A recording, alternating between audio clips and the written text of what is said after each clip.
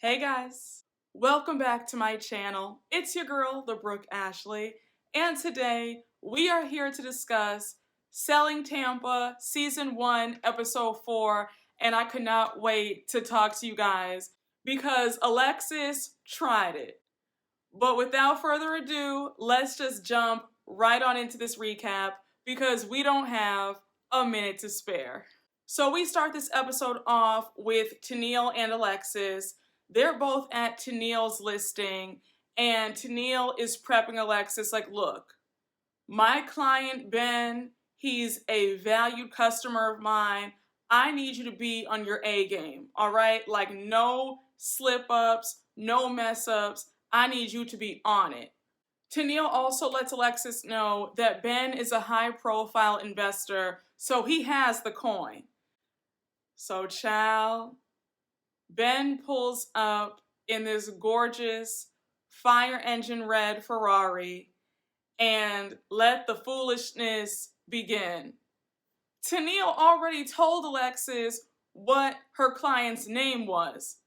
So when he hops out the car, you have Alexis saying, so what's your name again? And Tennille's looking like, girl, do you retain any information? Because I just told you that his name was Ben like 3 seconds ago. So already, Alexis is starting off on the wrong foot. Sharelle, like I said to you in the last recap, I don't understand why you would pair up Alexis with a pro like Tennille. Make it make sense. And I would have been pissed if I were Tennille, like, no, I'm not working with her because she doesn't know anything. So they go inside the house and Tennille and Alexis are showing Ben around. So Tennille's doing all the work. She knows all the info about the house. She knows how many bedrooms, the square footage, the price, everything.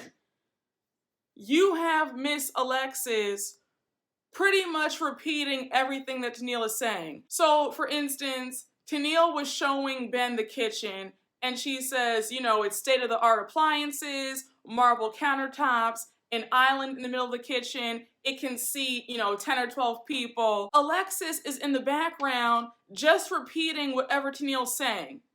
And it's super awkward, super cringeworthy, and Ben looked like he was about to laugh in her face. Tennille is beyond irritated because she's like, what kind of dummy did Sharelle pair me up with? I was shaking my head like Alexis is some kind of idiot because who does that? You're a real estate agent yourself. You should have some things to say regarding the house. Just saying, yeah, there's the bar. Yup, there's the kitchen. Yup, there's the closet. Yeah, it's really lovely, isn't it? That's not gonna cut it. I had secondhand embarrassment watching Alexis. I was like, oh my gosh. And then to imagine Alexis with Tennille's clients by herself, that's a recipe for disaster. But we're gonna talk about that later. I said, can you imagine if Alexis were on $1 Million Listing or Selling Sunset?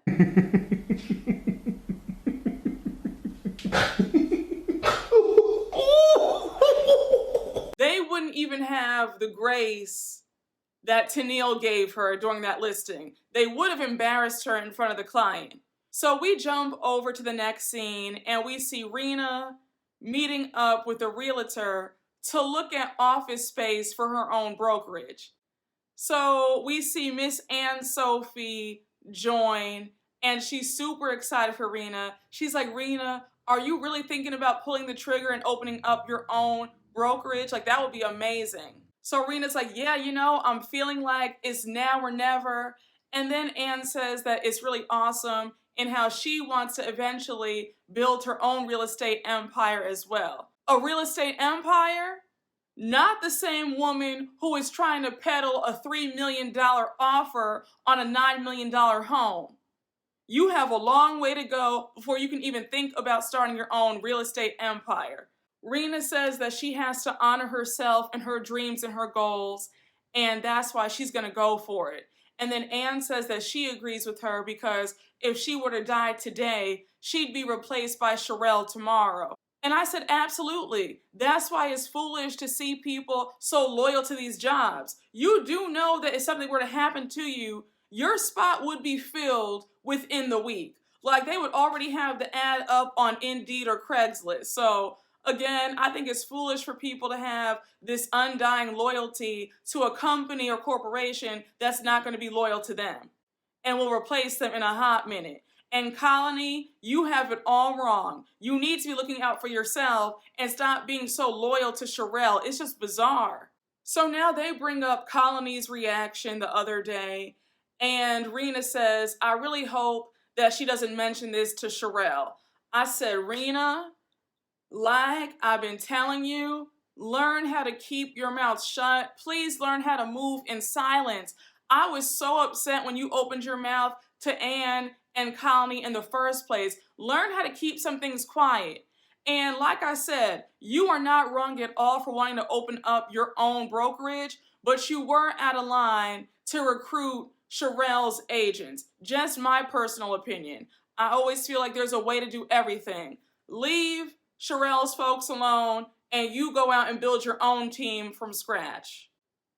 Again, that's just how I feel. Now, it's one thing if they want to leave Sharelle and go to you, okay, that's cool. But for you to recruit while you guys are still working under Sharelle, I'm like, girl, that's a no-no. So we jump over to the next scene and we see all the ladies back in the office and Sharelle has called a meeting. Sharelle says that Anne is a rock star and Anne's like, well, thank you. But it pretty much feels like Sharelle's trying to smooth things over since we got into that spat about the offer on the Farley mansion. Again, Anne, I don't understand why you're being so dense and so immature. At the end of the day, you brought in an offer that was way too low. Period, point blank. And you need to own up to that and strive to do better for the next time. I don't understand why you have hurt feelings because Sharelle had to reprimand you for giving an offer that made no sense. You're there to do your best. You're not there to give half-assed, mediocre offers that are going to be rejected and seen as insulting by the owner trying to sell the house. So now Sharelle drops an announcement that she wants to take all the ladies on a trip to Miami. Everybody's super excited, and I was like, I know that's right, because I love Miami. I could go to Miami again and again and again. Definitely a favorite vacation spot of mine, okay? Put me up in the Ritz-Carlton South Beach, and I am there. That is my favorite hotel, but I digress. So anyhow, Sharelle's like, it's about to be a fun time, but don't get it twisted. This is also a business trip. Sharelle informs them that Monique and Melvin, the couple behind Mayel Hair Care, they are in the market for a $10 million home in Miami, and they want Sharelle to close the deal. Sharelle is super excited because she's like, if I can close this deal, imagine the other clients that we can get. So Sharelle is super excited, but she's also kind of anxious because Monique and Melvin are going to be flying into Miami that same weekend, and they expect to find their dream home. So talk about some added pressure. Now, I am happy for Monique and Melvin, but I remember that little scandal that occurred, I think, like, a year and a half ago, when the husband was cursing customers out. But I said kudos to them for getting their money up and being able to afford an 8-figure home. But I still have a bit of a side eye because I didn't forget about that. Now we jump over to a short scene with Sharelle and Juawana. They're doing some shopping for their Miami trip. And Sharelle says, sis, make sure to pack some really cute outfits because I'm about to set you up on a date while we're in Miami. So Juana's like, what? And Sharelle's like, yeah, girl, we're getting you out with a man. Now I said, Juawana and cute outfits together, that sentence doesn't compute because we saw what she was wearing in the first episode. That grandma dress, no ma'am. I said good luck trying to get Juawana in a halfway decent outfit. We jump over to one of the cringiest scenes that I have ever witnessed on reality TV. When I tell you, the second-hand embarrassment jumped out. I couldn't believe what I was seeing. It's the day of Tennille's showing. But mind you, Tennille is away and Alexis is going in her place. Now remember Tennille's client, Ben, the high-profile investor from earlier on in this episode? He wants to look at another house. So Ben pulls up in his Ferrari. The house is stunning, by the way. It's 10,000 square feet, $14 million. I think like 8 bedrooms, 9 bathrooms. The pool was gorgeous. Just absolutely breathtaking, okay? So child, Ben pulls up. They're walking around the house. And Alexis knows absolutely nothing. Ben's asking her about the property taxes. Alexis makes up a number. And then she says, you know what? I don't even know. That is unacceptable. You are a professional in the luxury market. How dare you come unprepared to a listing? I was in shock. I said I would have cursed Alexis clean out for this because how dare you? I said, you think that this is cool? At your big age and you don't know anything. She's showing him around the kitchen. So this is the kitchen. This is the bathroom.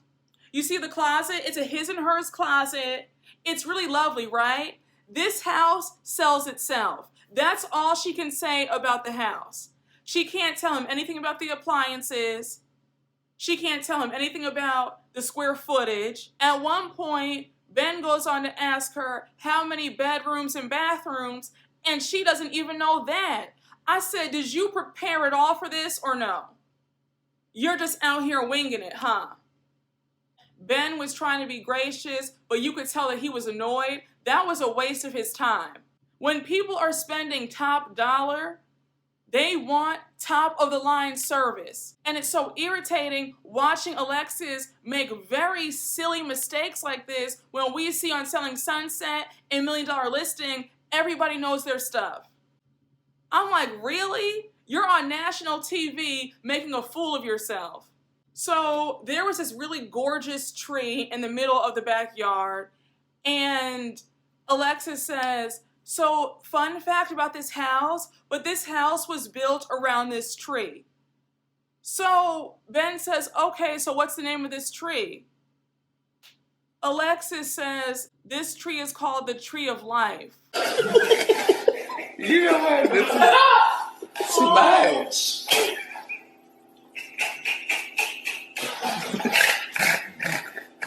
I said, you know what? This is so sad. Like, this is pathetic. Alexis, I just want you to know that your reputation as a real estate agent has been shot in the foot, and nobody will be using your services because you suck. I said, you're out here looking like a straight up idiot, and that's okay to you. There was nothing cute about that. Ben was annoyed. You wasted his time. I said Alexis has rocks in her damn brain because this makes absolutely no sense. I'm going to say this one more time. Look into another profession because real estate is not your calling. That scene was high-key one of the worst things I have ever watched on TV. I was like, she has got to be kidding me. Like at one point, I thought that she was just joking and she was gonna be like, okay, psych, like, okay, here's the house, da-da-da-da-da, here are all the details. And I mean, that showing got progressively worse. So now we move over to the next scene and we see Colony and Juawana having 2 condo listings in the same building. So Colony is showing her client this really gorgeous condo. It was like 4 bedrooms, 3 bathrooms. The view of the water was spectacular. And I think that this listing was $4 million. And the client was this really cute older guy. And the chemistry between he and Colony was just so cute to watch. He was like, okay, maybe we can talk about this deal over dinner. And she's batting her eyelashes. I love the outfit that Colony had on, that dress. Yes, ma'am. I was here for all of it. Like I said, I love how Colony dresses when she has a listing. It's sexy, but it's tasteful. It's just right. So I don't know what Sharelle's talking about how it's too sexy. I think it's great in my opinion. And yes, I'm going to keep comparing to Selling Sunset because they dress very sexy as well when they show homes. But I digress. Then we switch over to Juawana at her listing. She's showing her client the condo, and this condo was a bit smaller than the one that Connie showed her client. It's like 3 bedrooms, 3 bathrooms, and the view, it's cute, but it's not as spectacular as Colony's view. So Juana's client starts asking about Juana's husband, and remember that Juana hasn't told anybody except for Sharelle about the divorce. So Juana is still pretending like she's happily married and not about to be divorced in a few days, and the client has no idea. So Colony and Juana's showings are both over, and we see Colony going down a few floors to see Miss Juana. So of course Colony's shading Juana's listing like, oh, I mean, this is cute, but the condo that I just showed my client was a lot bigger on a higher floor. So Juana and Colony sit down for a bit to have a quick chat, and when I tell you this conversation went left immediately, like Colony starts shading off rip. She's like, Juana, I just want to ask you, what exactly do you do? Are you HR? Are you the office manager? Are you an agent? Like, what do you do? So Juana says, honestly, if you want to know that, then ask Sharelle what my position is. So Colony says, look, let me just say this. You rub people the wrong way, and it just seems like you need to be focusing on cultivating relationships with the other people and not just up Sharelle's behind. Juana's a bit taken aback by Colony saying that, and she's like, look, I just like to keep my work relationships separate from my personal relationships. Like, it's no shade. I'm not trying to be rude or nasty, but that's just how I like it. So Colony says, fine. If you don't want to be friends, that's fine. We can just keep it at work associates. So Juana's like, okay, I mean, that's not really what I was trying to say, but if that's how you took it, then it is what it is.